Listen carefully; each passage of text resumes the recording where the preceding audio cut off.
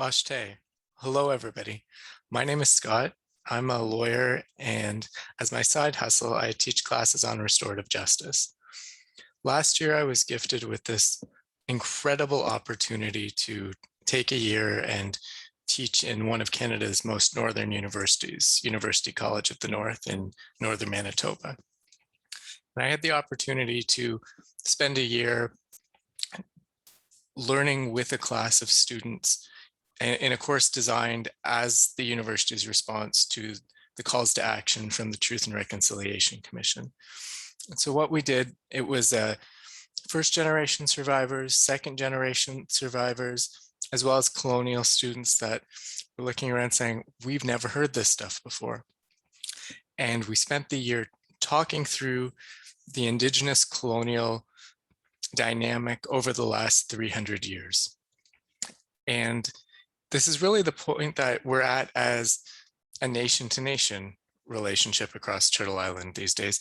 And we're finally at that point where we're live to those discussions happening. So I thought it would be helpful to do a few videos just talking about things at a very basic level, the point that we really started our conversations at in the class. It's a safe space to hear the terms and use it as a jumping off point to go to people with far more information than I have to offer. So in the first video, I just want to talk a bit about a relationship to the land, some use of language, and a couple of key thoughts as we all take our first few steps on this incredibly important journey toward reconciliation, because that journey is really going to be what we all make of it with the actions that we take from this point forward. It's uncharted territory for everybody. So I'd like to start off with a land acknowledgement. Since we are talking to each other virtually from across Turtle Island, I would like to acknowledge that we are literally coming together across the traditional territories of more than 630 Indigenous nations, each one of which has a unique relationship to the lands that we regard as Turtle Island, what the Canadian government would call North America or Canada in our case. We're grateful to all of the Indigenous peoples who continue to care for and remain interconnected to these lands, Miigwetch, Necramique, Newin, for literally knowing that our ongoing survival is connected to the land in the deepest of ways. So land acknowledgements are great, right? And we're starting to see them in legislative addresses and at most speeches and discussions on university and college campuses. But what do they mean? Why are they so important? It's that there's this very different relationship to the land, where the colonial or Canadian government and public approach is one of property, right? Ownership. You can purchase the right to the land from the government. But that's really not the case. Nobody can own Turtle Island, right? The true relationship to the land is one of respect and admiration, because we know that without Turtle Island, we literally cannot exist. And the relationship is one of responsibility we've taken, because unless we take responsibility for that relationship and to protect Turtle Island, she will not continue to flourish and be able to nurture not only humans, but everybody within the ecosystem that is life. So it's that connection to the land that really is at the root of everything and where we need to start if we're having honest conversations about different worldviews. Literally everything comes back to and builds up from the land. And as I've said before, there are literally over 630 different Indigenous nations across Turtle Island. Nothing that I say or any other one individual says should be considered as speaking on behalf of all Indigenous people. That's the idea of pan-indigeneity. Since I'm one individual from one community with one very particular perspective. And while I have taught and continue to learn about my community's history and everybody's history across Turtle Island. Growing up, I was incredibly unaware. I took every history class I could growing up, and I think I read one paragraph in one textbook, definitely written by a white guy, about Indigenous involvement.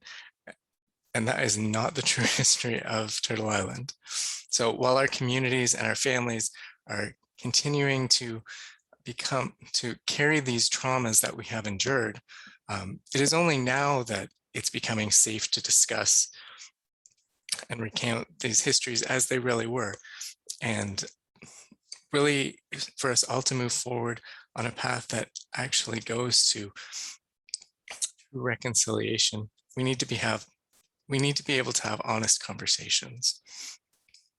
And the critical thing with that is to not see things through the lens of fear. For instance, with the language, we're going to get things wrong, right?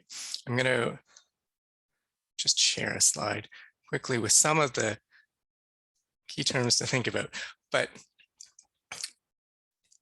if you misuse a term, I don't want you to be afraid of that, because what's more important and what we often don't talk about beyond the language itself is the reasons we're using the language. If we use the wrong term for the right purpose, we're trying to learn and we're open to having those honest conversations and learning why one term works in one instance over another. That is far more beneficial on the path forward than being afraid and avoiding using terms at all. For instance, Indigenous is kind of a catch-all term. It includes First Nations people, Métis communities, and Inuit communities. And as we said, there are literally over 630 different nations that fall into that larger Indigenous title. We can break that down into Inuit communities in the north, Métis communities, primarily in Manitoba, but all across Turtle Island, which have both French and Indigenous ancestry, and First Nations communities, which are below the northern line. But perhaps just as critical is that some people, as we'll see both on our shared journey as well as the different journeys that we all take moving forward as we are learning the knowledge and the true histories that have gone on across the continent, are that many people aren't really sure where they fit within things. And that can come from many different reasons, including the residential schools, which were used for 150 years to disconnect people from their histories and their communities, as well as the forced adoption program that we often miscategorize as the 60s scoop, because in reality, it's occurred for far more than one decade. So again, key to not become overwhelmed with fear about using the wrong language.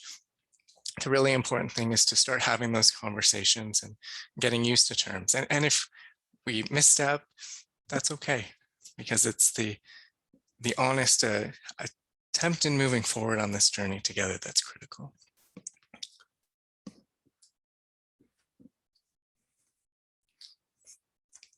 Really, the last thing I want to talk about is just framing how we take these next few steps, because we're talking about things that are both shocking and new to some of us, but have been things that others of us have been dealing with and literally dying from for 300 years. And they're incredibly traumatic on both sides. It's very shocking to be hearing that these things have been occurring all around you, despite you not being aware of them for 350 years. And it's equally as re-traumatizing for people who have experienced them and who are finally able to speak about these issues and finally able to start that healing process as we dialogue through the past. And I think the critical thing in moving forward together is that we can give each other the space to be a little bit shocked on one end if these are new things, or to